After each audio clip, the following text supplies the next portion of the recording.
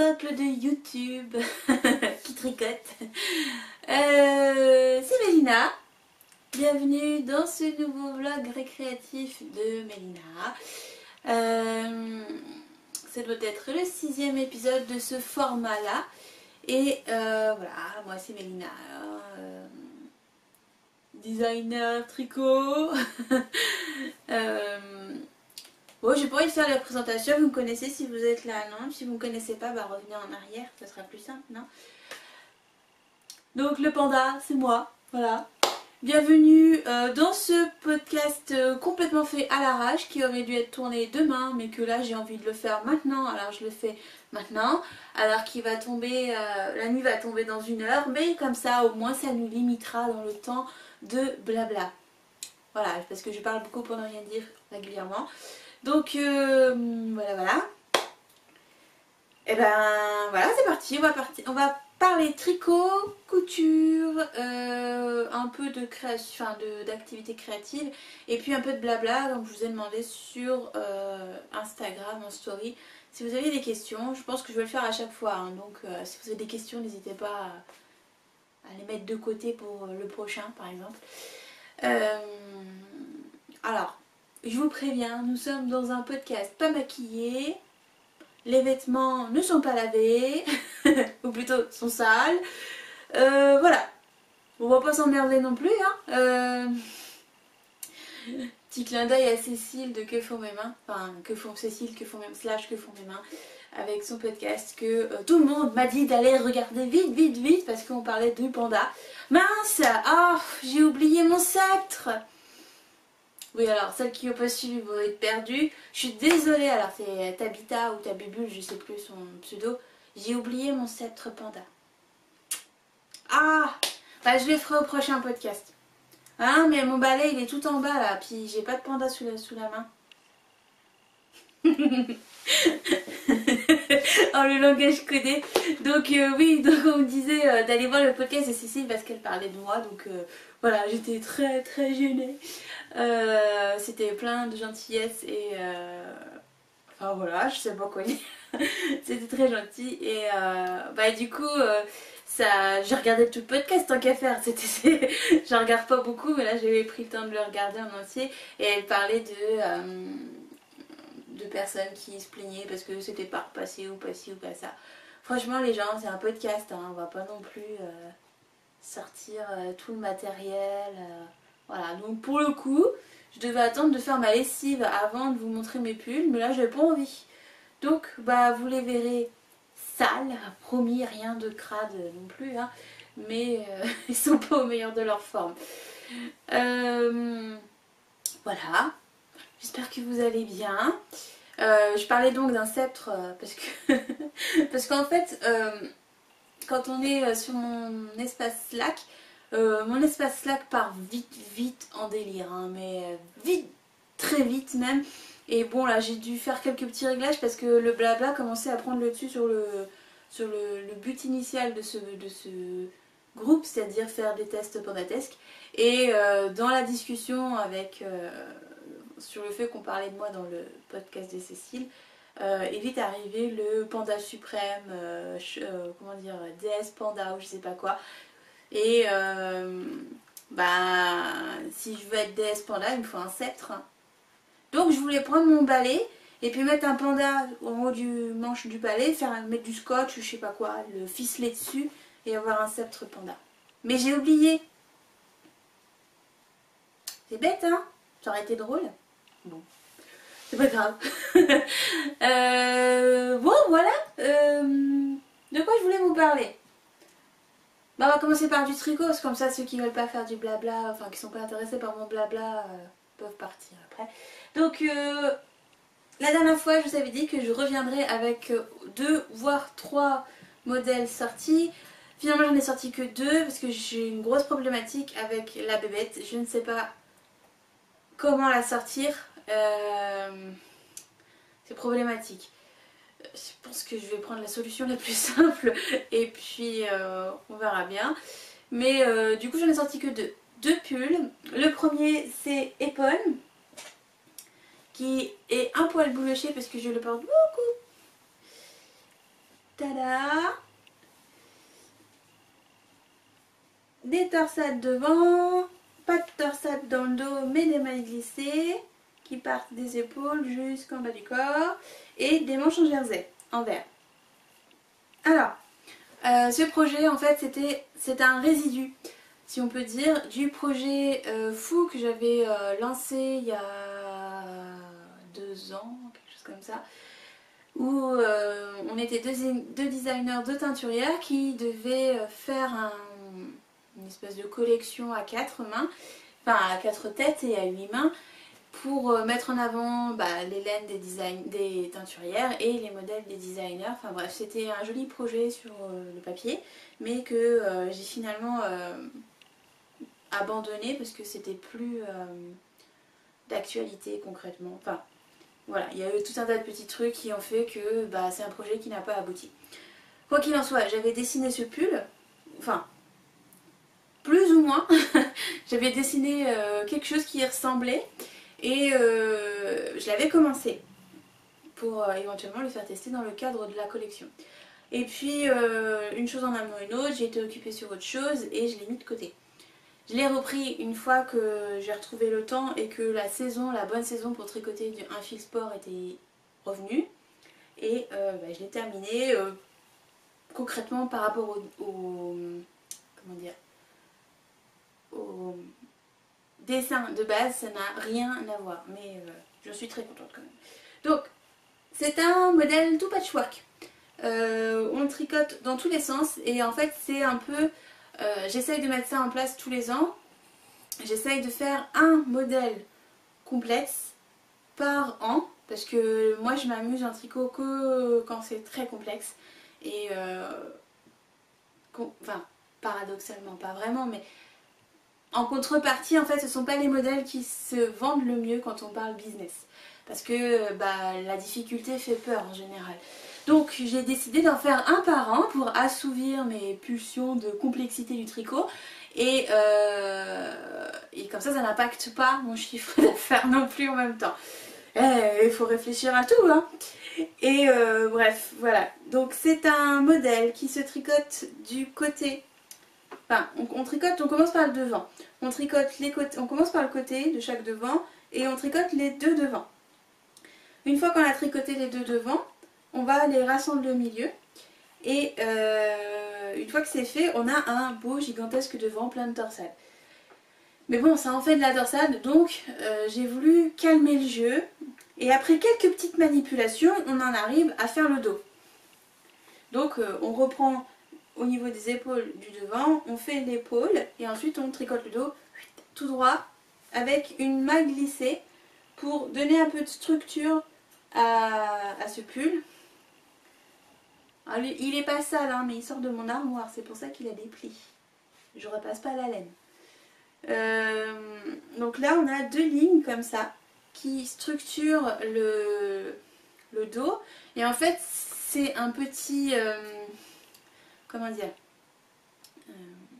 c'est pas un trompe-l'œil mais presque, ça permet en fait d'affiner la silhouette dans le dos, particulièrement pour les grandes tailles où plus la taille est grande plus le dos est large hein, manifestement. Et avec deux lignes, ça permet de donner cette impression d'affinement. Enfin, moi je trouve ça dessine la taille en fait. Et j'aime bien ce petit effet trompe-l'œil. Donc une fois qu'on a fait le dos, on a tout le dos qui est fait, tout le devant qui est fait, mais du coup ils ne sont pas raccrochés au milieu. Donc on va les raccrocher. Ici. Vous voyez une grande bande là. En fait c'est juste des relevages de mailles et des rabats à 3 aiguilles, bêtement. Et comme je voulais que ça continue de faire des lignes, on a des lignes dans le dos, on a des lignes sur les torsades, on a des lignes sur les côtés. Voilà, je voulais une unité visuelle, donc j'ai continué à laisser les rabats visibles sur l'endroit. D'habitude on les cache sur l'envers, moi je les laisse visibles sur l'endroit. Pareil sur l'épaule, on a des lignes. Ce sont des lignes qui sont faites grâce à la construction et aux différents rabats et relevages de mailles qu'on peut faire.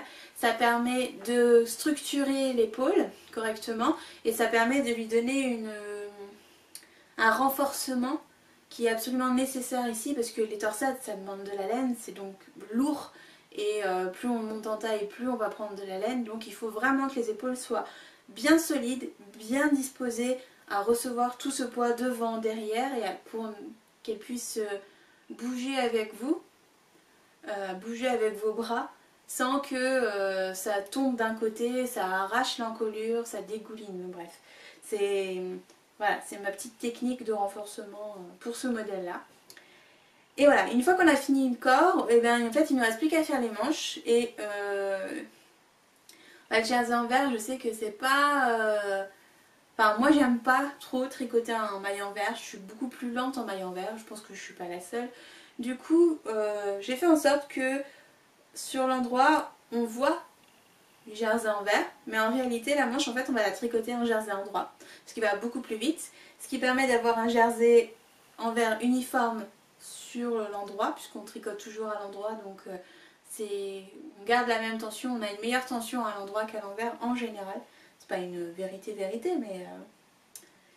Enfin, une vérité vraie comme dirait mon mari, mais voilà, ça permet d'avoir des jolies manches. Et puis évidemment on termine tout en côte, les bras, l'encolure et le bas du corps. L'encolure est faite après coup, on relève des mailles, on suit les petites bidouilles d'augmentation et de diminution qu'il faut pour que ça se place bien. Et en fait, toute l'option poitrine, vous savez avec ma gradation par la tête qui est les options poitrine, toute l'option poitrine est cachée dans les lignes là du col, dans le V du col. Et c'est tout. Moi c'est une version que j'ai fait droite, il n'y a pas d'ajustement hanche, parce que là j'en ai clairement pas besoin. En fait c'est un pull boxy, mais boxy léger. C'est pas un vrai boxy, c'est un boxy léger, un boxy light. Et du coup là j'avais pas vraiment besoin d'un agrandissement de hanche. En plus je change morphologiquement en ce moment, donc voilà, j'avais pas tout droit, ça me convenait. Il n'y a pas besoin de faire plus. Je suis un vrai H en ce moment. Donc voilà, mon beau pull. Pour la laine, il est en Madeleine et Philibert. C'est le coloris Lille. Et c'est la base Mary Sport. Donc c'est un fil sport, c'est 262 mètres au 100 grammes. 100% Merino Superwash. Comme c'est du Merino Superwash, c'est moumou. C'est flop-flop un petit peu. Donc voilà, c'est pour ça aussi qu'il y a tout ce système de renforcement, de rabat de mailles, de relevage de mailles pour contrer la mollesse du fil. Enfin, il est très réfléchi ce modèle. Je vous déconseille fortement de partir en live dessus. Il est vraiment pensé pour être tricoté comme ça, quoi. Donc voilà, si vous tente, il y a aussi la version gilet qui en fait ne m'a pas demandé un travail de regradation, donc qui est incluse dans le patron de base. Et en fait tout simplement ici on ne ferme pas.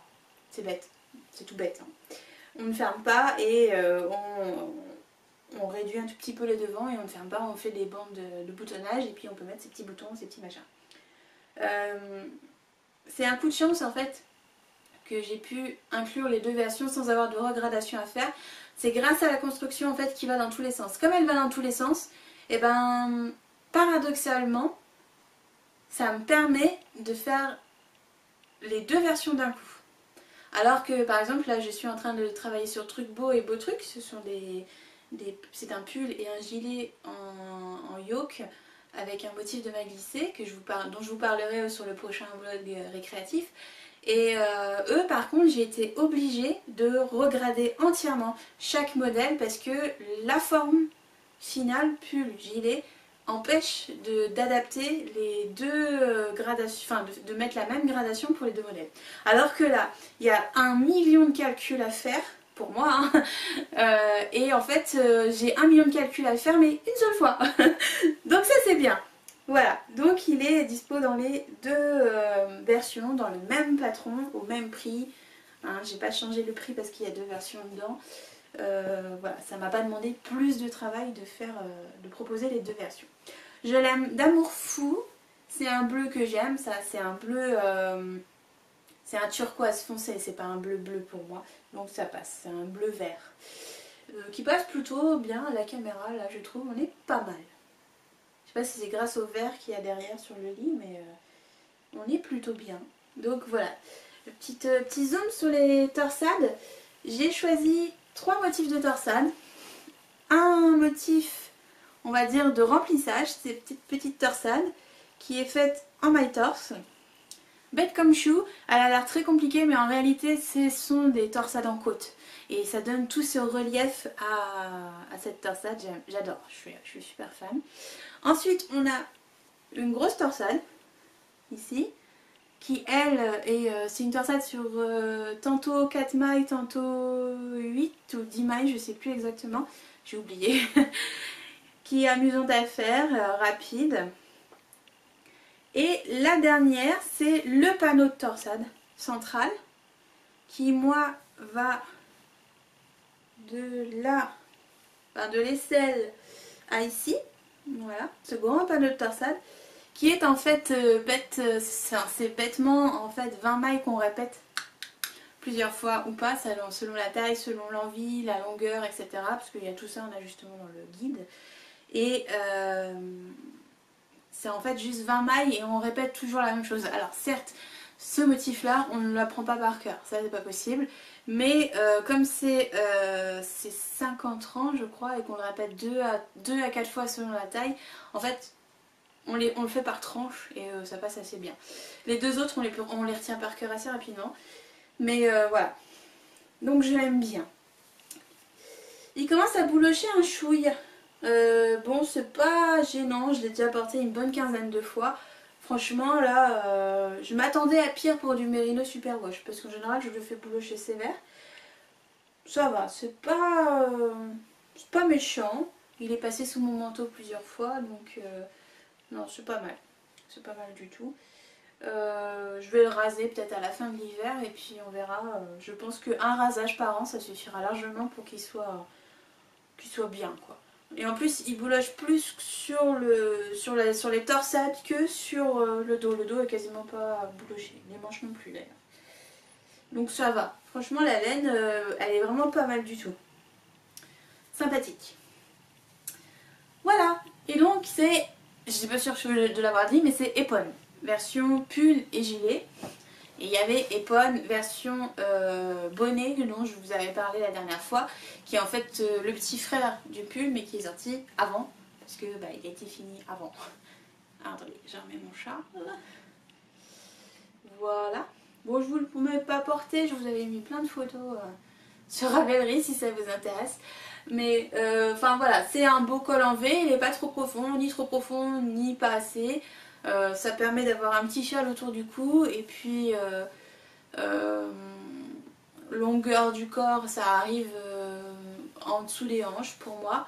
Ça peut se négocier, il y avait des versions test avec version croppée, enfin croppée, c'est vite dit mais beaucoup plus court et c'est vachement sympa. Et du coup ces versions là sont disponibles dans le guide en fait. Dans le guide je vous dis bon voilà, si vous voulez tant de longueur de corps depuis l'aisselle faites ça, si vous voulez tant faites ça, si vous voulez tant faites ça, si vous voulez tant faites ça. Et puis je vous dis ce qu'il faut faire au fur et à mesure des paragraphes, les petites modifications que vous pouvez faire. Ça fait partie de la variation disponible dans le patron.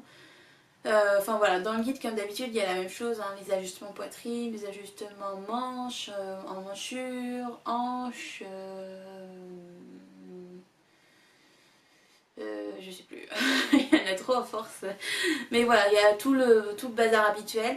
N'hésitez surtout pas à m'envoyer un mail à l'adresse support à support@independenceworld.fr si vous avez un doute sur la taille, sur la façon de faire, la façon de procéder ou quoi. Je suis toujours disponible pour vous répondre quand mon adresse fonctionne correctement. Voilà, normalement vous devriez recevoir maintenant un mail d'accusé de réception parce que j'ai réussi à mettre ça en route toute seule. Presque bien. Au début ça marchait bien, puis après ça s'est mis à vous envoyer des mails vides, mais maintenant ça vous envoie un mail avec des mots dedans. Et là franchement on est à l'étape supérieure de mon habileté à faire quelque chose avec mon ordinateur. C'est plutôt pas mal. Voilà. Bref, voilà pour Epone, je l'aime d'amour. L'épaisseur sport, franchement j'aime beaucoup, plus que le Deka ou que le Aran ou quoi. C'est vraiment ma laine d'hiver pour moi, c'est mieux que la fingering, évidemment c'est plus chaud. Mais voilà, c'est mon épaisseur de prédilection pour l'hiver. Je pense qu'on reviendra régulièrement en sport sur les modèles à venir.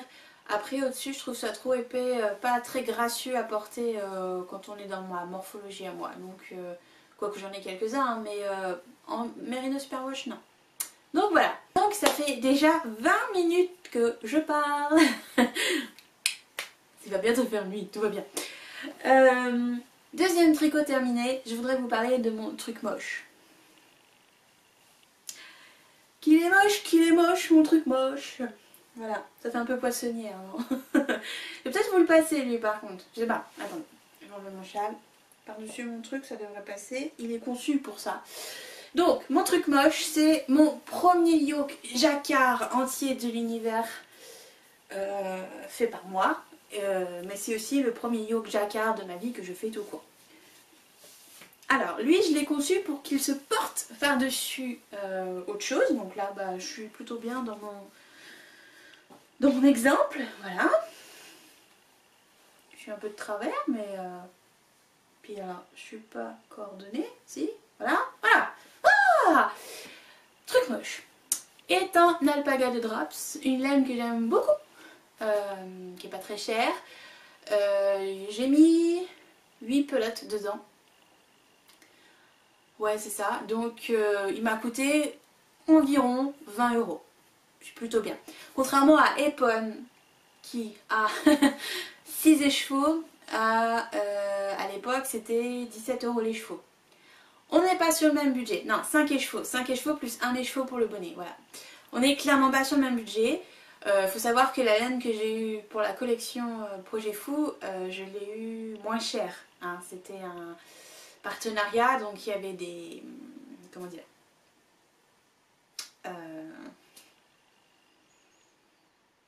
des compensations quoi. Sinon je l'aurais pas fait. Je l'aurais jamais acheté, j'ai pas les moyens en fait d'acheter 5-6 écheveaux pour faire un pull. 4 c'est mon maximum, que ce soit fingering sport ou autre chose, hein. 4 c'est mon maximum, au-delà c'est pas rentable, pour être franche, c'est absolument pas rentable d'acheter aussi cher la laine pour vendre un modèle ensuite. Et puis en fait ça me fait suer de porter quelque chose aussi cher. Voilà. Donc 5 c'est mon maximum. Max. Enfin, 5 c'est mon maximum si par exemple pour mon boxilico j'en avais acheté 3 puis j'en avais 2 esselés. Pour moi c'est comme si j'en avais acheté que 3. Mais j'en aurais pas acheté 5 d'un coup. Voilà, il faut vraiment que ce soit un coup de cœur et que j'ai une idée très précise en tête. Mais voilà, sur le principe, c'est ça. Mon principe à moi, c'est en gros 70 € maximum le pull. Ce qui est assez cher quand même, hein, déjà. Bref, celui-là, 20 €. Je l'ai tricoté donc avec le coloris écru pour coloris principal et le coloris rouille pour le jacquard. Et fil simple. Il se trouve que c'est de la laine que j'ai depuis au moins 2 ans, si ce n'est 3. Donc c'est pas tout à fait la même base, j'ai l'impression en tout cas, que c'est pas tout à fait la même base que celle qui se vend actuellement, parce que j'ai racheté de la laine pour terminer mon pull. Et si je suis tombée en panne, coup de chance, c'est le même bain, en même temps écru, tu me diras, c'était pas compliqué d'avoir le même bain. C'était le même bain, c'est passé crème. Par contre, je trouve que la texture du jersey ici, donc qui représente en fait les 2 pelotes que j'ai achetées, n'est pas la même que celle qui est partout ailleurs. Je trouve qu'il est plus ajouré, moins gonflé, moins gonflant. Par contre, je supporte pas de l'avoir autour du cou sans une chemise en dessous. Désolée, c'est pas beau mais voilà. Je mets toujours une chemise en dessous avec un col Mao ou un col chemise, enfin quelque chose avec un col, parce que l'alpaga de Drops, je le supporte partout, sauf au cou. Je sais pas pourquoi, ça me pique. Mais ça me pique. Alors que si je fais ça, je trouve ça d'une douceur dingue. Mais sur le cou, particulièrement là, ça me pique. Et comme il est près du cou, eh ben, ça pose problème. Voilà. Bref. Mon truc moche. Pourquoi un truc moche? Parce que encore sur Slack, toujours sur Slack. De toute façon, je crois que comment dire, ma réserve créative est sur Slack. Il y a beaucoup d'interactions. On parle vraiment de tout et de rien. On se plaint, on râle, on s'amuse, on rigole. Mais souvent, il y a des idées qui fusent sur Slack sans forcément qu'on s'en rende compte, enfin voilà, souvent c'est sur des coups de tête. Et en fait les filles m'avaient demandé de faire un truc moche pour une fois parce qu'elles n'avaient pas le temps de tout tester. Sachant que je suis pas une Speedy Gonzalez du test non plus, puisque j'en fais à peu près un par mois. Deux quand je suis bien boostée, enfin en tout cas en termes de grosses pièces. Donc j'avais trouvé ça assez... ouais, enfin voilà, je tricote pas si vite pourtant. Donc c'était assez drôle sur le moment. Puis je leur avais dit bah ok, je vais faire un truc moche. Donc j'ai fait un truc moche. Voilà. C'est aussi simple que ça. Alors il est pas moche, mais enfin l'idée de base c'était de le sortir à Noël. Bon ça s'est pas goupillé comme ça parce que j'ai plein de soucis personnels, etc. Mais l'idée c'était de le sortir à Noël le 25 décembre et d'avoir mon pull moche de Noël. Je pense que vous connaissez cette petite... comment dire... je sais pas comment on peut appeler ça. Coutume, je sais pas. Enfin c'est plutôt dans les pays anglo-saxons où on porte un pull de Noël avec du jacquard, des rennes, un peu old school, un peu vieux jeu, enfin voilà, un peu vieillot. Et moi je voulais reprendre ce petit thème du pull moche, mais le faire un peu moins moche. Donc je suis partie sur du jacquard, c'était mon premier jacquard en rond. C'est là que j'ai appris à bien distribuer mon jacquard. C'est pas tout à fait réussi, particulièrement sur les dernières là, où il y a beaucoup de mailles entre chaque couleur. Parce que je suis pas une experte du jacquard, c'est quand même que mon premier pull jacquard, donc voilà, j'apprends en même temps que les gens hein, au final. Et pour corser le truc, moi en plus j'ai rajouté des noppes en jacquard. Donc ce sont littéralement des noppes que tu fais en croisant les fils, les deux couleurs, etc. Donc je vous déconseille fortement de mettre des noppes sur le vôtre si vous faites un truc moche. Si vous faites un truc moche, attention, ne mettez pas de noppes. Si vous êtes débutante en jacquard ou que vous avez vraiment une tension qui déraille sur le jacquard, ça va vous faire dérailler encore plus votre jacquard, c'est pas préconisé quoi. Travaillez votre jacquard ou rajouter des noppes après coup, ça peut se faire aussi, j'imagine. Donc voilà. Il m'a posé quelques petits soucis de gradation, ce petit truc moche qui ont été en théorie réglés. N'hésitez pas à m'envoyer un mail s'il y a quelque chose qui cloche avec votre encolure par exemple. Pour les toutes petites tailles en fait, c'est les tailles 0 et les tailles 1 qui ont posé problème lors du test. C'était trop petit, j'ai vu trop petit, enfin c'était pas peut-être pas réparti de manière optimale. Par rapport à Taipan où ça avait fonctionné correctement, là truc moche ça n'avait pas fonctionné. Bon il se trouve que ce sont deux gradations différentes, deux façons de faire différentes, donc forcément la première fois en gros j'ai eu un coup de chance et puis la deuxième fois ça n'a pas marché. Mais ça arrive et du coup on a essayé plusieurs trucs et je pense que la solution que j'ai mis finale est la bonne et normalement ça devrait fonctionner correctement. Il n'y a pas de raison que ça ne fonctionne pas. Donc voilà, j'ai aussi proposé une variante avec une encolure plus échancrée parce que je sais que tout le monde n'aime pas avoir cette sensation du col qui enserre le cou. Il me serre pas du tout, hein. Il y a de la place, hein, on peut voir, il me serre absolument pas. Mais cette sensation du col qui monte haut, je sais que ça peut déranger. Donc dans la variation, en fait, alors je le vois pas, mais le motif qui est là, le premier avec les petites noppes là, en fait, il a été supprimé et on commence plus bas. Voilà, tout simplement. C'est ça la petite technique pour l'échancrer dans ce modèle. Sinon, à part ça, truc moche, c'est aussi le modèle qui m'a permis de mieux... comment dire percevoir la construction yoke. Un yoke, c'est facile à grader tant que tu mets pas un motif dessus. Sauf que le yoke, ce qui est intéressant, c'est de mettre un motif dessus, évidemment. Sinon, bon, c'est pas amusant. Et j'ai fait des recherches en fait pour partir de la mesure yoke. Ce que j'appelle la mesure yoke, en fait, c'est la circonférence totale du yoke avant qu'on rassemble, enfin avant qu'on sépare manche et corps. Et cette circonférence, en fait, elle est vraiment spécifique à chaque personne. Et on peut pas se fier autour de poitrine en fait. C'est vraiment très très très bête de se fier autour de poitrine quand on veut faire un yoke. Parce que en fait la poitrine ne détermine pas les épaules, ne détermine pas les bras surtout, Et un yoke en fait c'est concrètement c'est un rang qui fait comme ça, qui va jusque sous l'aisselle et qui fait comme ça sous l'autre aisselle, sur le bras, dans le dos, pareil. Et du coup ça fait une mesure qui fait une espèce de triple 8. Je sais pas si vous voyez ce que je veux dire, c'est assez... faut visualiser. Et ce triple 8 ne prend absolument pas en compte la poitrine, puisque la poitrine elle est en dessous le yoke. Je sais pas si vous voyez ce que je veux dire. Donc il a fallu que je travaille ce côté-là, ce triple 8, cette mesure yoke, et je pense que j'ai trouvé quelque chose qui est logique et qui fonctionne. Parce que pour l'instant ça fonctionne bien. On est en train de le revérifier avec Trucbo, ça devrait fonctionner, il n'y a pas de raison. Ça a fonctionné pour mes 4 yokes, donc normalement, hein, touchons du bois, mais ça fonctionne. Donc voilà, ça commence à s'assombrir fort fort fort. J'espère que ça va aller.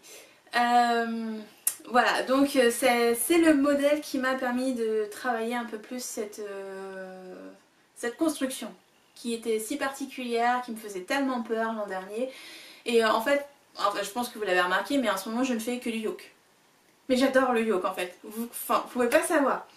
Quand on fait une grande taille, on a souvent des grands nombres de mailles forcément.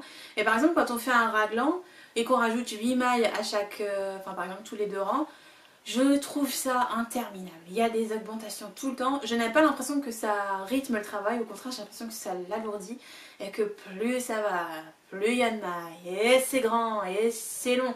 Alors que pour le yoke en fait, on augmente 4, entre 3 et 6 fois en fait. C'est tout. Ce qui veut dire qu'on a souvent des... Enfin moi, de la façon dont je l'ai fait en tout cas, on a comment dire, 15-20 rangs où on est tranquille, c'est toujours le même nombre de rangs et en fait ça s'avance tout seul et moi je vois pas le temps passer en fait. Je fais le motif et voilà, le motif m'amuse, ça avance tranquille, tatata. Et j'ai pas l'impression d'avoir tricoté 450 mailles à la fin alors que si. Vous voyez ce que je veux dire? Bon après je pense que c'est une perception du tricot propre à chacun, mais voilà. Voilà le boulot qu'il y a eu sur Truc Moche. J'aime bien. Franchement, il est doux, hein, c'est absolument super chouette l'Alpaga Drops, j'aime bien. C'est léger, c'est chaud, les couleurs sont vachement belles, sont canons. J'aime particulièrement les drops Alpaga mix. D'ailleurs la rouille là en fait c'est un mix, on le voit absolument pas. D'ailleurs j'ai l'impression que sur les photos tout le monde les voit rouge alors que c'est orange. Hein. C'est orange rouille, bon presque rouge. Mais pas vraiment, il y a des reflets de jaune et de vert dessus qu'il faut avoir le nez dessus pour le voir, hein, on est d'accord. Mais il y a des reflets dessus et j'aime beaucoup cette couleur. J'ai plein d'alpaga de drops, il me reste plein. J'ai une quantité pull unie et j'ai une quantité pull multicolore. Je pense qu'il va y avoir du jacquard intégral. Ou presque, on va essayer. C'est très compliqué pour moi de faire un jacquard intégral ou de faire un motif intégral en fait sur un pull. Selon la construction, parce que la gradation pentatesque se met dans l'histoire et c'est hyper compliqué de gérer une gradation triple, plus des ajustements, combiner les ajustements avec chacune des options. Donc en fait, on multiplie tout par 3. Et tout ce qui est multiplié par 3 a 25 possibilités d'ajustement, donc 25 fois 3 possibilités d'ajustement. Et avec tout ça, on va dire 75 possibilités, du coup, il faut que le motif fonctionne pour chaque possibilité. Et c'est très compliqué à faire, déjà avec un motif par exemple multiple de 2 ou multiple de 4, type point de blé, point de riz. Alors avec un jacquard qui sont plutôt multiples de 5, multiples de 7, multiples de 10, multiples de 20, plus encore, ça devient impossible pour moi, pour être précise, pour pouvoir avoir le degré de précision que j'ai actuellement, pour pouvoir le proposer dans toutes les tailles. C'est pas possible. Enfin, pour l'instant j'ai pas trouvé la solution, je la trouverai sûrement un jour, mais pour l'instant j'ai pas trouvé la solution. C'est compliqué. Donc voilà, j'espère que si vous avez envie de faire un premier yoke en jacquard, ce sera que vous le ferez avec Truc Moche s'il vous plaît.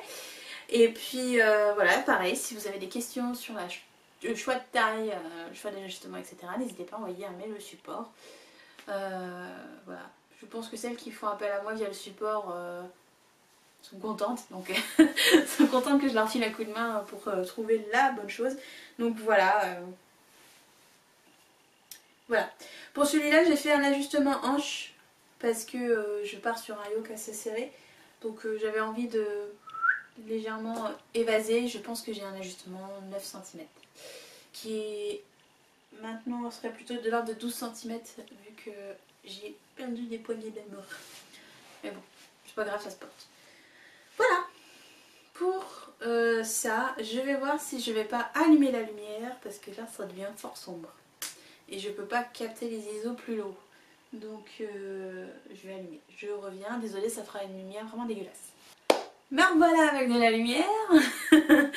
En espérant que la batterie tienne jusqu'au bout. Parce que ça fait longtemps que je parle. On va voir. Alors, de quoi je voulais vous parler déjà? Tricot c'est fait. Ah oui, alors en crochet, j'ai pas avancé ma licorne. Ah, j'ai oublié ma couverture en bas. J'ai complètement zappé ça. J'ai pas avancé ma licorne du tout parce qu'en fait là je suis arrivée à la chevelure et que ça me saoule. Donc c'est pas ce que j'ai préféré faire pour l'instant sur la licorne. Faudrait que je m'y remette peut-être un jour. Mais ça viendra probablement.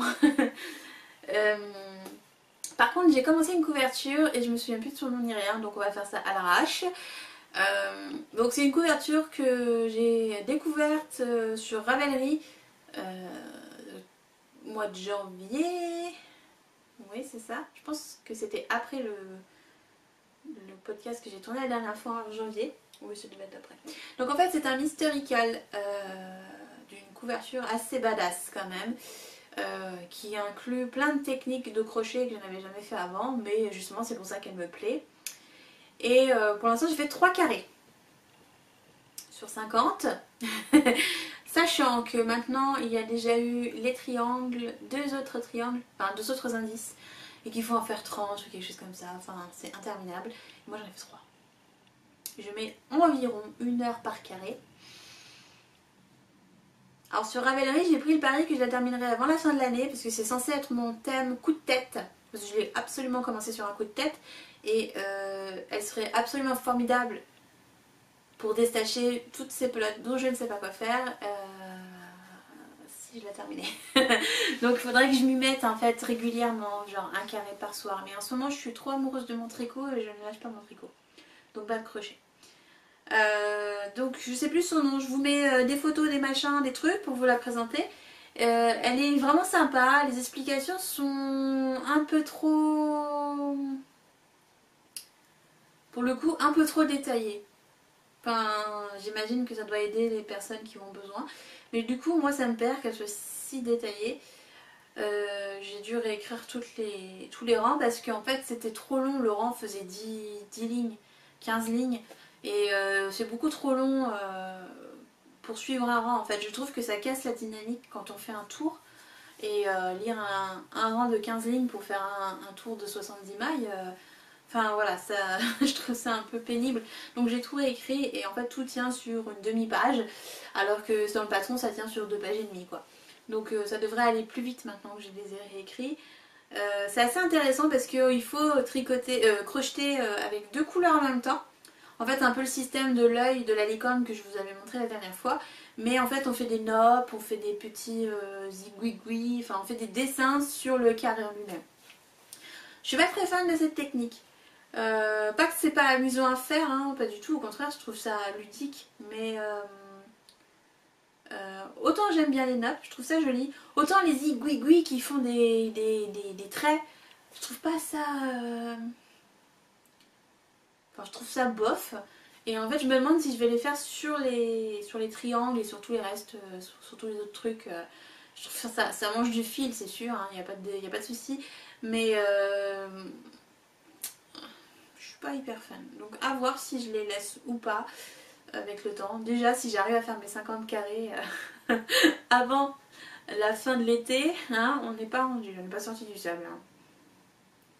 Donc voilà, je la trouve passionnante, mais il faut vraiment avoir du temps pour la faire, enfin se donner le temps de la faire.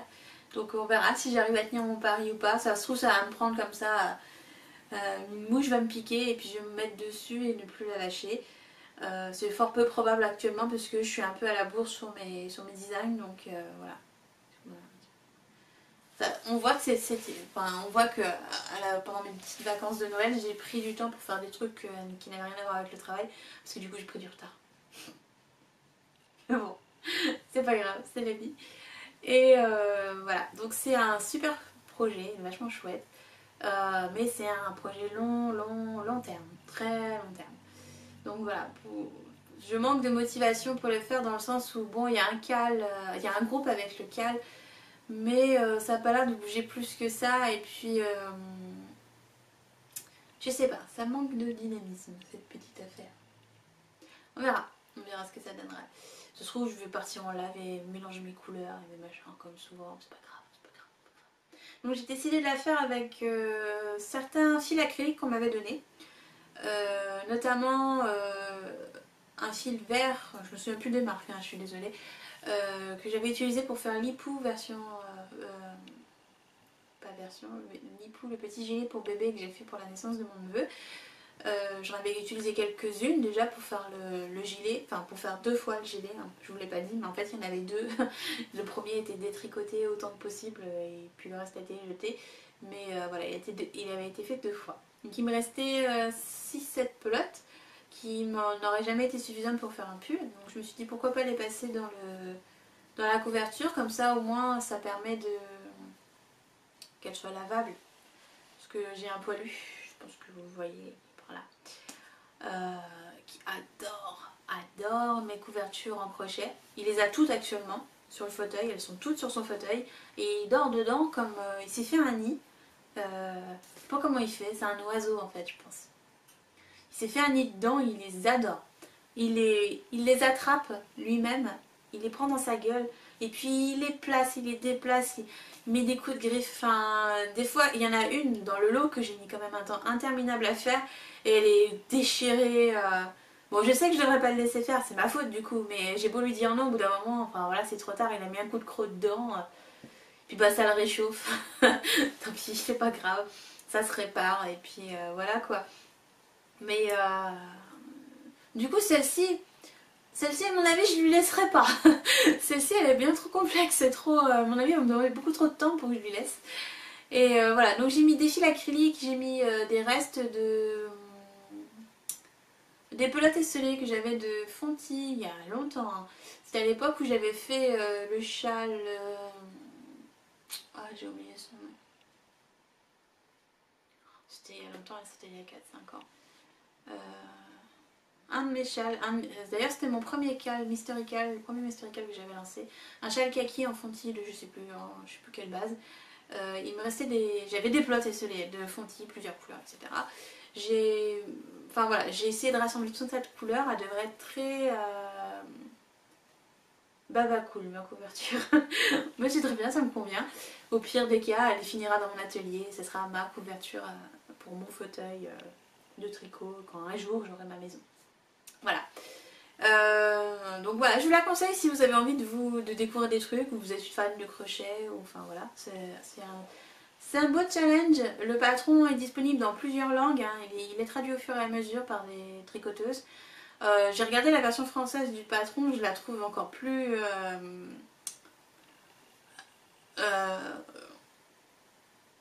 lourde que la version anglaise. Du coup voilà, je préférais mettre à ma sauce et puis voilà. Mais si vous savez crocheter qu'en français, il est disponible en français. Donc voilà, ça vous intéresse, allez-y. Je me souviens plus du nom de la couverture, c'est terrible ça. Enfin bref. En termes de crochet, j'aimerais aussi faire une jolie petite poupée. J'ai oublié le nom d'ailleurs. Oh, et faire à l'arrache comme ça, c'est terrible, hein, j'ai pas de mémoire. C'est un patron qu'on m'a offert, qu'une de mes copines m'a offert, il n'y a pas très longtemps. C'est une toute petite poupée de je sais plus qui. C'est trop mignon, elle a des petits cheveux, c'est tout... c'est des petites bouclettes, des petites jupettes, enfin voilà, c'est absolument pas pour mon âge, mais je la trouve trop mignonne, donc je vais trop envie de la crocheter. Je pense m'autoriser à le faire une fois que j'aurai terminé au moins la chevelure de ma licorne. Au final la chevelure c'est assez chiant à faire, hein. J'espère que ce sera pas chiant à faire avec celle-là. On verra, suspense. Pour ce faire, j'ai de la Safran de Drops et de la Drops Love You 7. de drops du coup. Bon voilà. J'aimerais la faire avec ces petites couleurs là. Donc je vais vous mettre la photo de la petite poupée parce que ça vous parlera pas sinon. J'aimerais bien lui faire une couleur de peau marron comme ça. Enfin marron, beige, caramel, je sais pas trop. C'est joli je trouve. Parce que c'est vrai que souvent je fais les poupées avec du blanc, du crème, du rose. J'ai envie de changer, j'aimerais bien en faire une avec la peau mate. Donc, alors là, cette couleur de peau. Et puis, je verrai au niveau de la jupe ce qui lui ira mieux si je fais du rose rosé écru ou jaune orangé écru. À mon avis, on va partir plutôt sur du jaune orangé écru. Parce que le modèle de base est tout rose. Et moi, le rose, c'est pas trop mon kiff. Peut-être que je mettrai les trois, on verra. Elle aura une tenue joyeuse et vitaminée. Voilà. C'est un... Comment on appelle ça? C'est une créatrice que j'ai découvert il y a quelques mois, pas longtemps, hein, 2-3 mois, qui fait plein de petites poupées comme ça. Donc là, le modèle que j'ai, il me semble que c'est la licorne, elle a une petite corne. Il me semble que c'est ça. Je sais plus parce que j'en aime plein et du coup j'ai envisagé d'en acheter plein. Et il me semble que c'est la licorne qu'elle m'a offert. Ouais. Et il y a une forme mouton qui est trop mignonne. Faut que je la fasse un jour celle-là. Elle est trop mignonne. Enfin voilà, il y a plein de petites formes. Et puis récemment elle a mis un petit tuto gratuit pour la Saint-Valentin il me semble. Disponible sur Ravelry ou sur son Instagram en slide sur une de ses photos de son mur. Trop mignon avec des petites ailes en forme de cœur. Enfin c'est chouchou. C'est chouchou pinou. Enfin voilà, c'est difficile de résister à ça. En ce moment j'ai cette petite lubie le crochet, c'est trop mignon. Je trouve que ça s'est vachement bien modernisé le crochet. Ça a bien évolué ces derniers temps. Et les petites poupées sont vraiment à croquer quoi. Il y a vraiment du potentiel chouchou pinou. Voilà. Donc ce sera probablement l'un de mes prochains projets pour moi. Hein, j'ai pas de fille en route, hein, mais si un jour j'en ai une, et bah au moins elle aura une poupée de prête. Voilà. Sinon ce sera la mienne. Si j'ai des garçons et qu'ils ont envie d'avoir une poupée, et bah ils auront une poupée aussi. Pourquoi pas? On n'est pas, je suis pas sexiste. Hein, s'ils veulent des poupées, ils auront des poupées. C'est pas gênant. Pour moi en tout cas. Donc voilà, mon petit projet crochet. Je sais pas quand est-ce que ce sera, mais j'avais envie de vous parler de cette créatrice parce que c'est vraiment trop mignon ce qu'elle fait. Enfin, je vais essayer de vous mettre plein de petits exemples pendant que je parle. Enfin, je vous aurais mis plein de petits exemples pendant que je parlais. Voilà. Voilà pour le crochet. Rien de plus. En termes de couture, ben, j'ai rien foutu. Si, j'ai fait, c'est pas... Mais oh, c'est sombre, dis donc. C'est terrible, hein. Je sais pas si je peux déplacer les lampes. C'est sombre, c'est sombre. Je suis désolée. J'ai fini mon soutien-gorge. Coucou. Ah ouais, on voit rien, c'est dommage. Si j'allume les lampes de chevet, vous verrez un peu clair. Je vais allumer, on va voir. Bon, je suis pas sûre que ce soit beaucoup mieux. C'est pas grave, j'essaierai de retoucher au montage, on verra. Peu importe. Oui, donc je vous disais, j'ai fini mon soutien-gorge. Alors oui, je vous ai dit que j'allais allumer les lumières. Là, le petit chien, là, c'en est une de lampe, c'est celle de mon mari. Sauf que l'ampoule, elle est grillée et qu'il me l'a pas dit. Je comprends mieux pourquoi maintenant c'est tout le temps moi qui allume ma lampe. Voilà. Bref. Soutien-gorge. Parlons lingerie, parlons wouhou. Alors, je vous l'ai montré la dernière fois, il était en cours. Bon, bah voilà, il est fini. Je vous le présente presque plus maintenant. C'est le Marlboro Bras de Orange Lingerie. Un patron que j'affectionne beaucoup, que j'ai cousu 7 ou 8 fois. Que je porte enfin pas tous les jours. Hein, je suis pas Miss soutien-gorge. Mais quand j'ai besoin d'un soutien-gorge, je porte ce modèle-là. Parce que je n'ai acheté que celui-là. Elle a sorti depuis moult soutien-gorge, moult formes de soutien-gorge, dont le dernier qui me plaît bien. Peut-être que je finirai par l'acheter pour avoir une autre forme de soutien-gorge que celle-ci, qui est bien, hein, mais c'est pas mal d'avoir plusieurs formes de soutien-gorge, je trouve, selon ce qu'on porte. Donc voilà, ma version est sans baleine parce que les baleines c'est le mal, j'aime pas les baleines, Je peux le porter avec les baleines, hein, c'est pas le problème, mais je trouve que c'est hyper entravant dans la journée, quand tu te penches, tu les sens, enfin quand tu bouges, ça m'agace, donc tant qu'à faire, autant les enlever. Alors oui, j'ai pas une poitrine de pin-up, on s'en fout, hein. Sous un pull en laine, ça se voit pas. Bref, voilà. Donc, j'ai fait le bonnet avec le tissu de la robe Alice de chez Machine qui me restait. Comme une grosse buse, j'avais pas vu que j'aurais jamais assez de tissu, du coup j'ai dû couper cette pièce là. Voilà.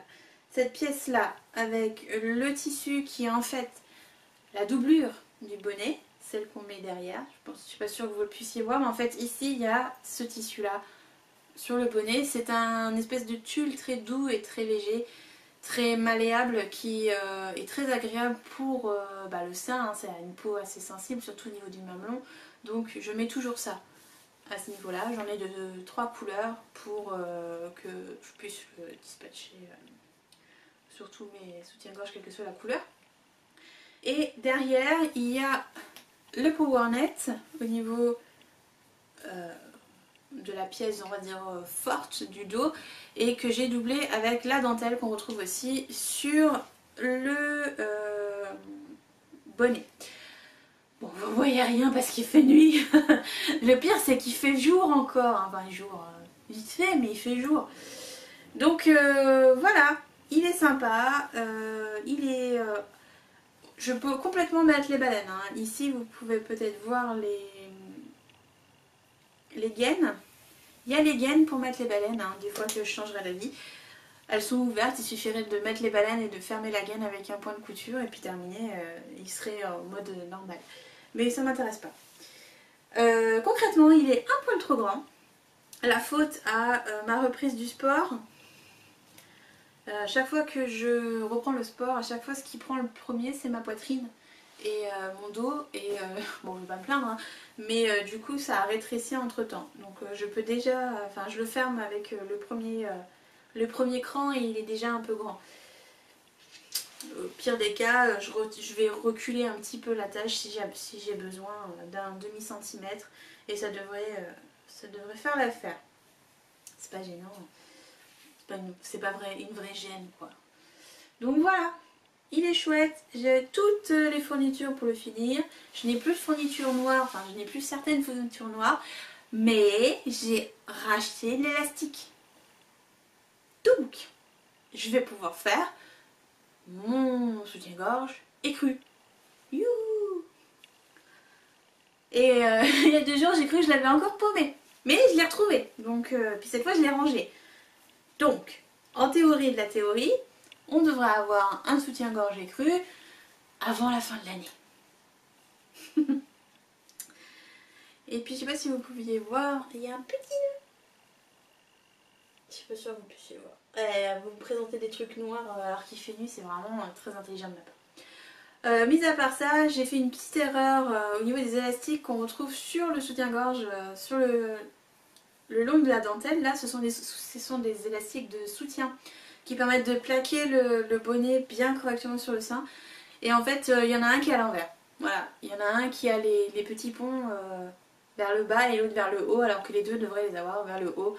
C'est pas gênant, Enfin, c'est pas grave, ça n'empêche pas l'élastique de fonctionner, mais si on est pointilleux, c'est relou quoi. Sachant que c'était sur la dentelle, c'est hors de question que je défasse ça au découvite. Alors là, même pas en rêve. Voilà en couture, ce que je voulais vous montrer. Je vous avais dit pas grand chose. Il y a quelques jours, il y a les derniers modèles de Simwork qui sont sortis. Il y a 2 robes qui sont sorties, dont une robe chemise qui me plaît beaucoup, parce qu'elle ressemble beaucoup à une robe du commerce que j'ai achetée en 2 ou 3 exemplaires et que je porte beaucoup. Du coup je suis joie parce que c'est un modèle comme ça que je cherchais depuis un moment, qui soit dans ma taille sans avoir à bidouiller ou quoi. Et donc voilà, j'ai mon modèle de robe chemise, je vais pouvoir en coudre. Je suis très contente. Et le deuxième modèle, c'était plutôt une robe trapèze avec un col tunisien, il me semble. Il y a des boutons là. Je sais pas si c'est décoratif. Non, il y a vraiment une bande à couper. J'ai regardé le patron, je l'ai assemblé il y a quelques jours. Il y a des boutons ici, donc c'est un espèce de col tunisien. Je suis je sais pas si c'est mi-tunisien, mi-mao, enfin il y a peut-être un col plus haut, je me souviens plus. Enfin elle me plaît beaucoup dans sa forme globale, c'est-à-dire c'est une robe, ouais c'est une robe trapèze très très bête, très très large. En théorie d'après le tableau je devrais faire une taille 20 mais comme d'habitude chez Simwap je trouve qu'il taille très grand donc j'ai imprimé la taille 18 et voilà elle est prête à être décalquée. Ah oui elle est très décalquée, j'ai déjà le... non elle est décalquée, elle est prête à être coupée. J'ai le tissu, je pense que je vais faire, je vais mettre une photo que vous pouvez voir de quoi je parle quand même, c'est la robe Gio. Qui est sortie ce mois-ci et je vais la faire avec un joli lin noir que j'ai acheté l'an dernier. J'en ai 3 mètres donc normalement vu sa largeur en fait je devrais avoir ce qu'il faut en tissu. Et ce que j'aimerais faire en fait c'est sur les côtés il y a donc cette petite bande de boutonnage. Je pense avoir les boutons parfaits pour, c'est à dire que j'ai des boutons que j'ai acheté à c'est l'atelier de la création je crois. Je suis avec une amie là-bas, je sais pas si enfin, j'y vais jamais, hein. J'y suis juste allée une fois avec une amie, parce que bon c'est un peu cher quand même. Mais j'avais pris quelques petits boutons qui étaient très beaux mais très chers, mais très beaux, mais très chers. Et c'était des petits boutons avec une espèce de quenotte dorée. Et en fait j'aimerais bien mettre ces boutons sur la robe pour avoir les petits points dorés au niveau de l'encolure. Et de chaque côté de l'encolure faire une broderie. Et j'avais pensé faire... la broderie suivante, attendez 2 secondes, pas celle-ci, j'hésite en fait, soit une broderie très imposante, soit quelque chose de juste décoratif, c'est pas celle-là, oui on voit que j'ai bien préparé mon truc, hein. Oui je sais, tout à fait, voilà, celle-ci, c'est celle-là, j'aimerais faire... Attendez, celle-là, avec les petites fleurs roses là, de chaque côté, qui descend. Donc la fleur vers le bas, la tige vers le haut, donc comme ça en fait. La tige comme ça, et qui partirait comme ça sur le côté, de chaque côté. Avec un fil uni doré. J'ai une copine qui m'a offert un petit comment on appelle ça, petite bobinette de fil doré à broder. Et je pense que ça irait très bien avec les boutons. Alors, est-ce que ça peut être kitschouille à mort? Oui. Mais je le vois bien, ça me plairait bien. Donc, et puis comme ça me forcerait à faire un gilet qui va avec. Réfléchis la meuf. Non, parce que en fait, vous en êtes rendu compte, je ne fais que des pulls actuellement. Là, j'ai enfin commencé à faire un gilet avec beau truc. Mais le prochain, il faut absolument que ce soit un gilet. Il faut que j'arrête avec les pulls. Faudrait que je fasse un gilet. Et puis après, il faudrait que je fasse un top pour l'été. Et puis après, il faudrait que je refasse un gilet. Et après seulement, je m'autorise un pull. Ça marche? Vous êtes témoins. Voilà, pour moi. C'est un projet pour moi. Et sinon, j'envisage enfin de faire un manteau de mi-saison pour mon mari qui me fait pitié. Mon mari, si vous voulez, c'est un peu le gars, tant qu'il y a des fringues dans l'armoire, il les porte et tant qu'elles sont portables, il les portera. Il peut y avoir un trou comme ça aux fesses, c'est pas grave, il portera. Il peut avoir un manteau absolument décousu de partout, qui manque un bouton, c'est pas grave, il portera. Et donc ce soir, ce matin, quand il est parti au travail, je lui ai dit ce soir, donne-moi ton manteau, donc celui d'hiver qu'on avait acheté je sais plus où. Et je vais te recoudre le bras parce qu'ici il a une grosse partie de la manche qui est décousue. On voit la doublure. Il a une poche qui est entièrement fendue. Il a des boutons qui se sont barrés. Enfin bref, il me fait pitié son manteau. Et j'ai dit ce soir tu me le descends dans le salon, je vais te le recoudre parce que là ça me fait pitié. Et c'est quand même dommage d'avoir une couturière à la maison et d'avoir un manteau dans cet état. Donc je vais le repriser quoi. Et lui recoudre tout ce qui a lâché. Et puis voilà. Par contre, pour la mi-saison, il a rien. Et je voudrais lui coudre parce que j'arrête pas de lui dire bah achète-en un. C'est comme ses pantalons. Tant qu'il lui en restera pas qu'un, il ira pas en acheter. Donc, j'aimerais lui faire le modèle Où c'est qu'il est caché? C'est pas toi, c'est pas toi. Ah, voilà, celui-là. C'est un trench coat en fait avec un col classique. Oups, pardon. Je suis pas sûre que vous voyez grand chose. Voilà.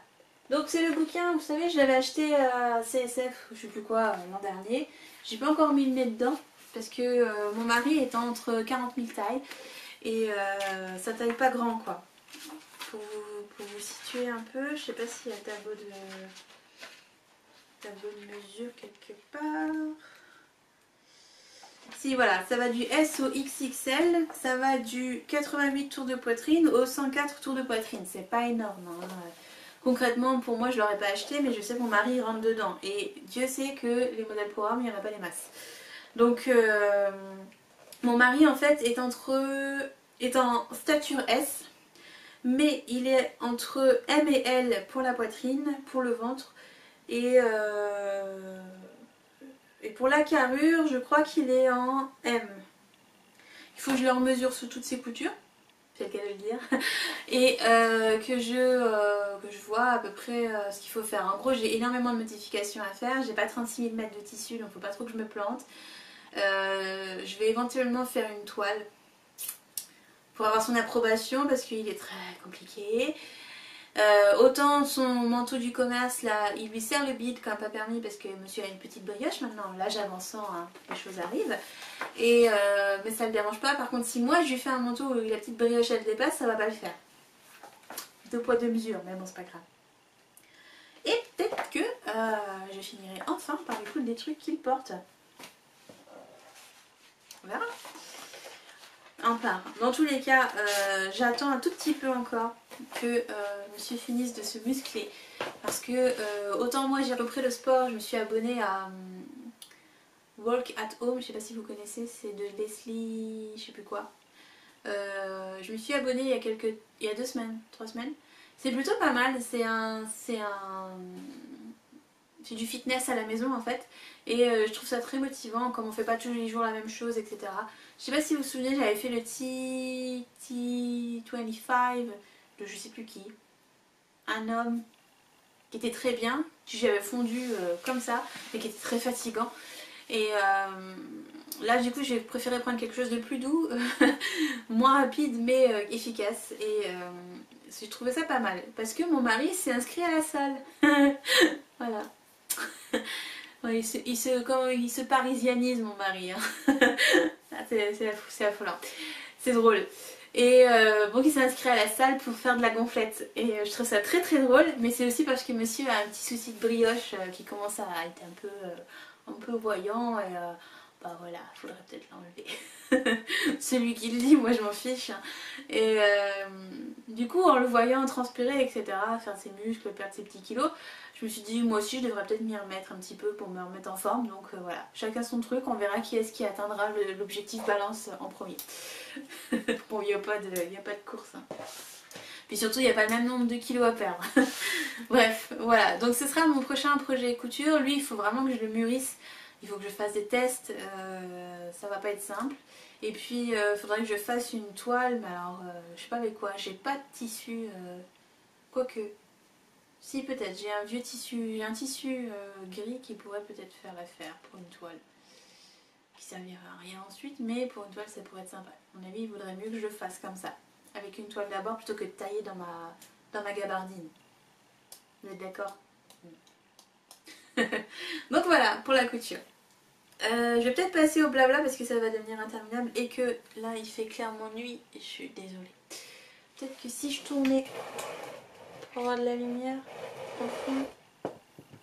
Non, ça change rien. Oui, non, c'est pas grave. Vous pouvez voir Cachou comme ça. Ça faisait longtemps que vous l'aviez pas vu.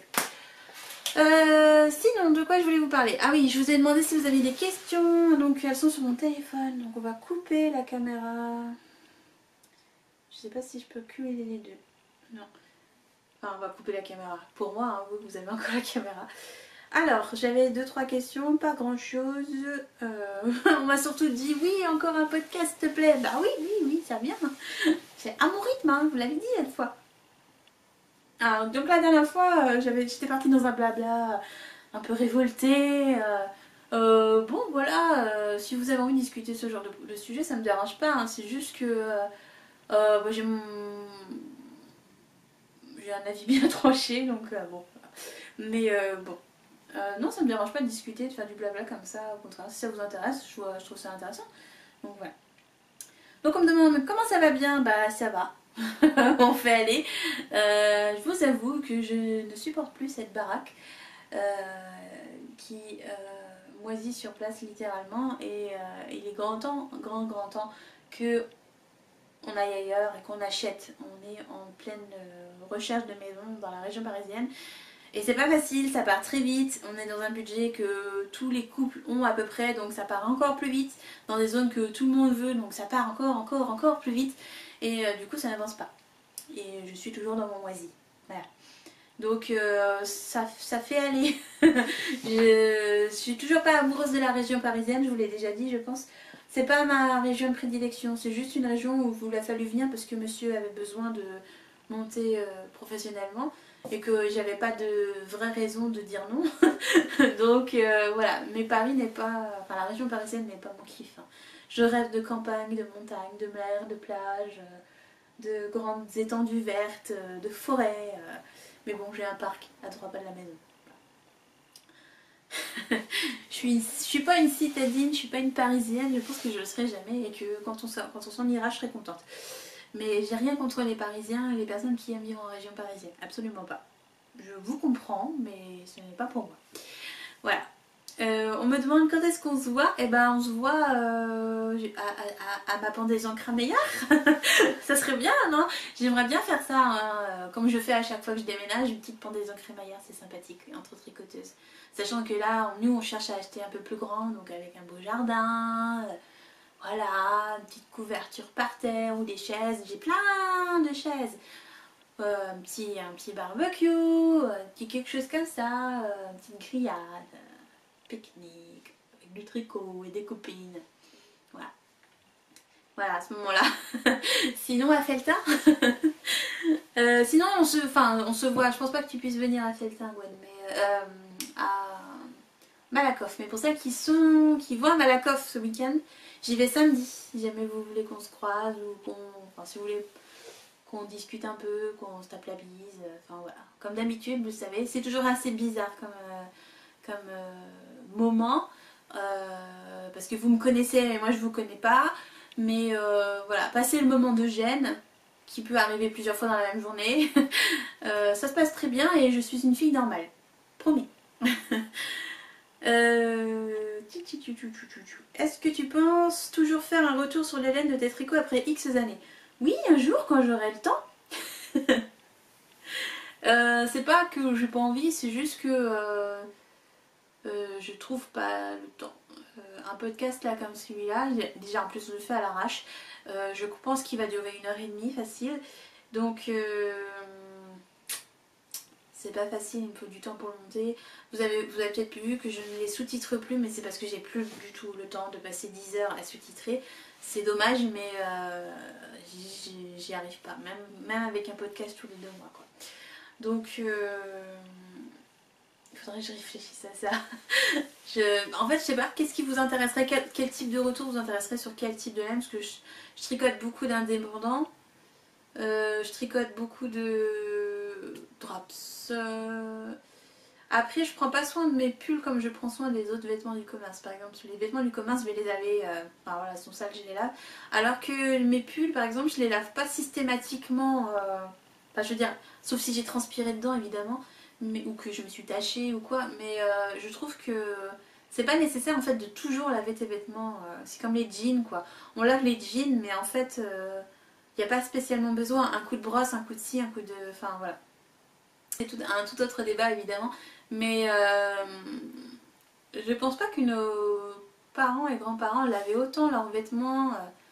En plus, ça use les vêtements de les laver beaucoup souvent. Donc, en fait, mes tricots ne s'usent pas plus que ça. C'est comme mes châles, je pense que vous. Enfin, surtout les châles.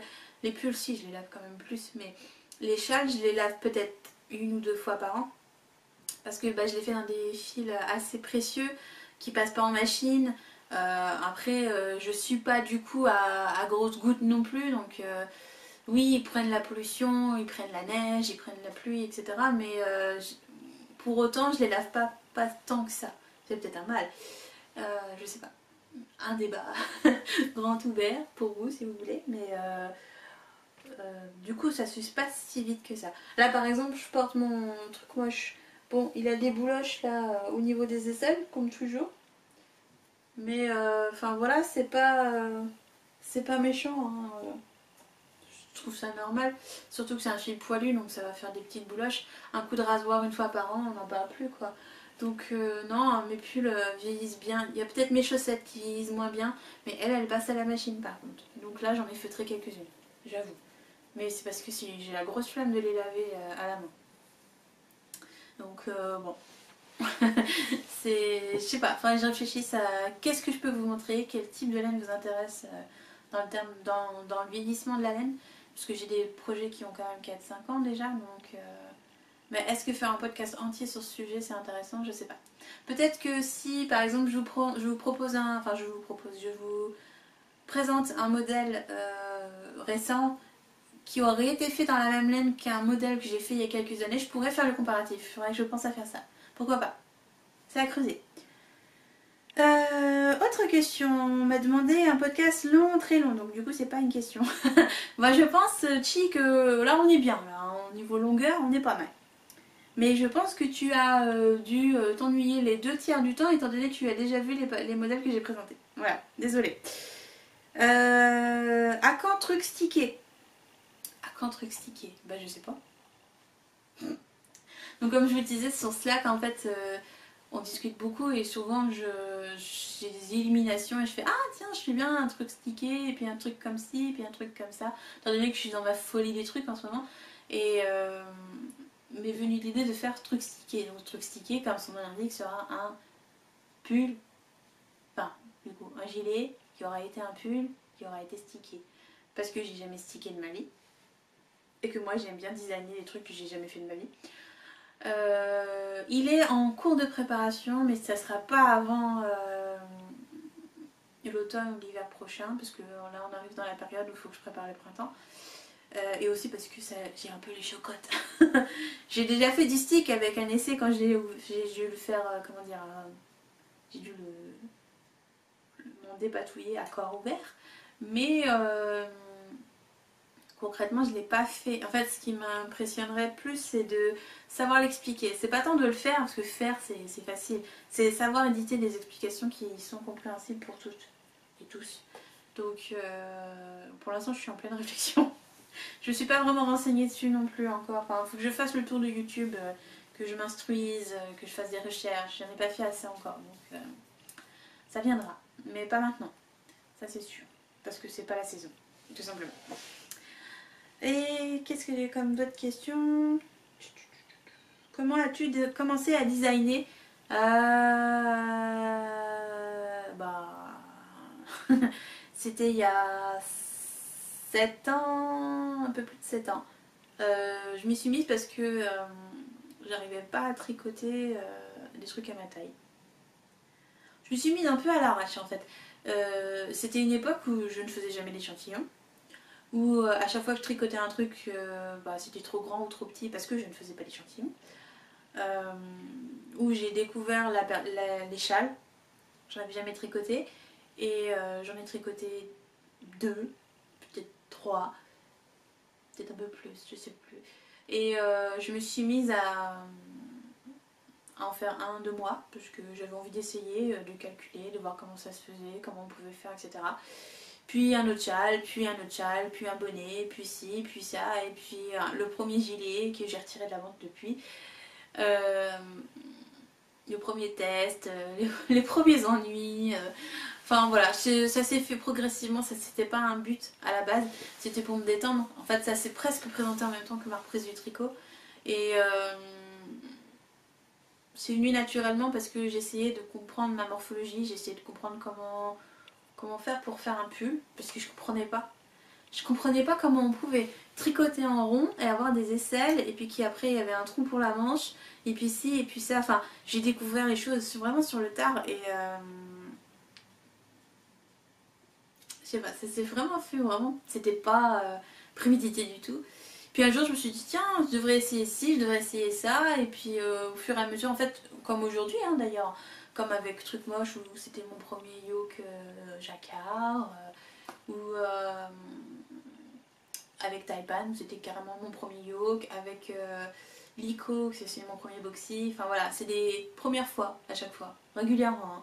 C'est des premières fois, des tentatives de des tiens si je faisais ça, il faudrait que j'essaie, voilà, c'est souvent comme ça que ça se passe chez moi. Donc pour dynamiser un peu mon tricot. Après je l'ai professionnalisé parce que bah pourquoi pas. C'est un peu, enfin comment dire, un peu le rêve, comme on dit le rêve américain. Mais à l'époque je connaissais Westnit et Rory Locatelli, ou Jouji, je sais pas comment elle dit. Et ça me faisait rêver de voir ces gens qui vendaient des milliers de patrons, qui bah, du coup avaient de l'argent et qui pouvaient s'offrir une maison, enfin voilà, enfin, j'étais un peu plus jeune, un peu plus bête, un peu plus naïve, mais ça me faisait rêver, je me suis dit ouais mais si eux ils peuvent, pourquoi pas moi quoi. Bon maintenant clairement je vends pas des milliers de patrons, j'en vends pas des centaines non plus, donc mais voilà c'est un métier qui me plaît et mes recherches en fait font que c'est un métier qui me plaît, parce que si je devais juste designer pour designer, je pense que j'aurais arrêté. Je pense que j'arrêterai un jour. Je pense. Je sais pas, on verra. Mais je pense que si j'arrive pas à me renouveler après la gradation paratesque, j'arrêterai peut-être. Je sais pas, j'ai pas d'ambition professionnelle quoi. Mais voilà, c'est venu vraiment par hasard. Et après, quand tu vois quelqu'un se lancer, tu te dis tiens, bah moi aussi j'aimerais bien le faire. Et puis ça marche ou ça marche pas, hein, ça dépend. Ça dépend de la qualité de ton travail, ça dépend du temps que tu passes dessus, les sacrifices que tu fais, de ta situation personnelle aussi. Moi il se trouve que ça s'est bien goupillé à chaque fois, donc pourquoi pas. Mais il y a plein de personnes qui se sont lancées et puis qui au bout d'un ou deux ans vont t'arrêter parce que bah, ça rapportait pas assez ou savait pas se faire connaître ou enfin c'est compliqué, il y a beaucoup de paramètres à prendre en compte et je pense que si aujourd'hui on me disait ouais mais il faut faire attention, il faut savoir se montrer, il faut savoir faire de la pub, il faut savoir partager, il faut savoir faire des choses gratuitement pour que les gens te connaissent, il faut savoir faire ci, il faut savoir travailler 3 week-ends sur 4, il faut savoir travailler tard le soir, il faut savoir donner de son temps et surtout ne pas le compter, enfin je pense que je l'aurais pas fait. Voilà, maintenant c'est devenu ma routine mais je pense que je l'aurais pas fait. Dans d'autres conditions et enfin si mes conditions changeaient ou quoi, enfin je pense que ça passerait à la trappe, enfin ça passerait pas à la trappe mais ça passerait au second plan. Donc je profite de mon moment, enfin de ce moment où je peux m'autoriser à le faire. Mais voilà, c'est compliqué le design. En fait il y a un moment donné où il n'y avait pas tant de monde que ça qui faisait du design. Et moi quand j'ai commencé il n'y en avait pas tant que ça. Puis il y a peut-être 3 ans, ça a fait un énorme boom. Il y a plein de monde qui s'est lancé. Il y en a qui ont réussi, il y en a qui n'ont pas réussi, il y en a qui ont explosé. Et ça a changé les règles du jeu du tout au tout. Et il a fallu savoir s'adapter à ça.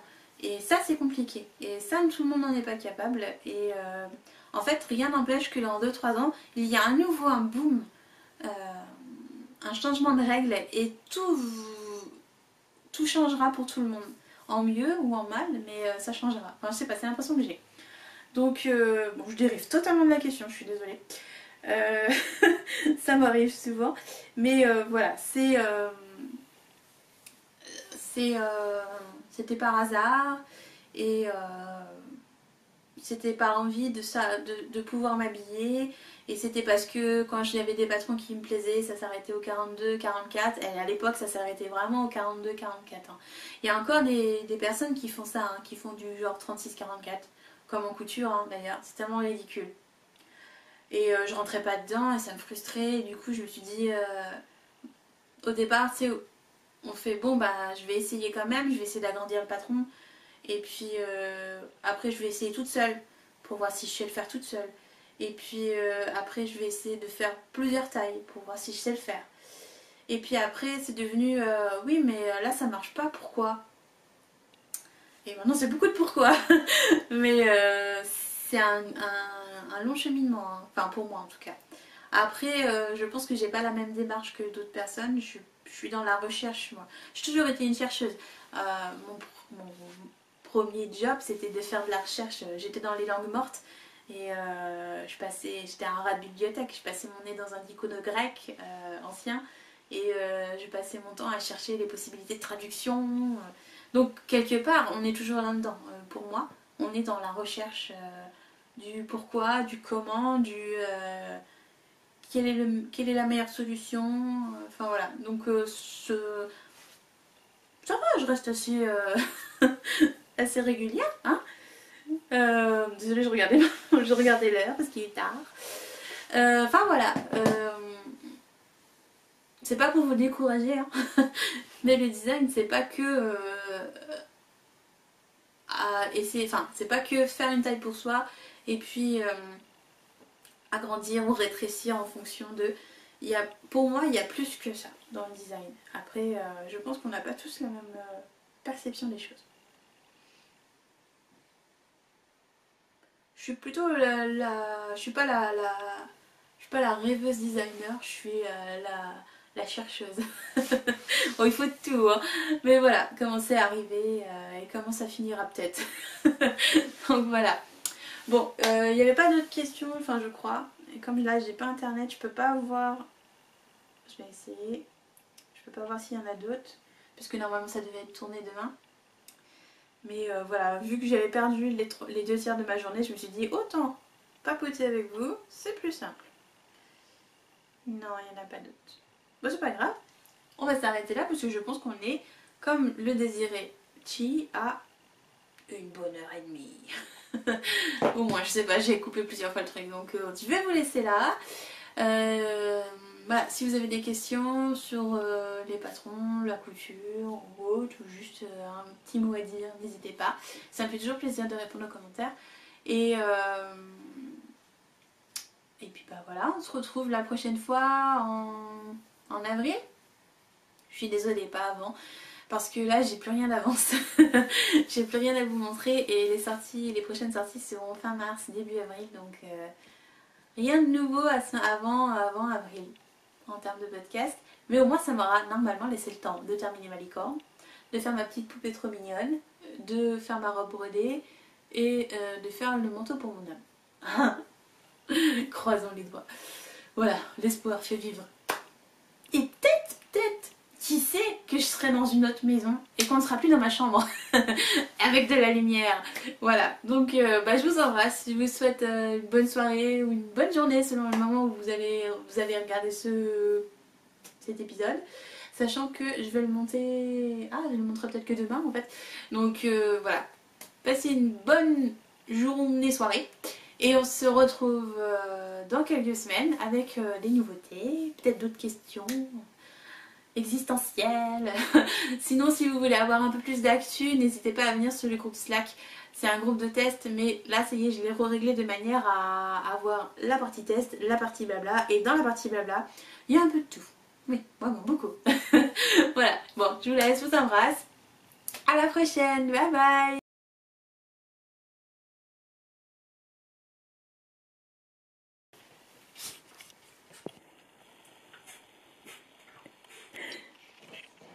Petit bonus. Il fait les vouvous, question. Oh, il fait les vouvous. Quoi? Oh, elle me filme. Oh non. Hein? Oh non. Et ma réputation.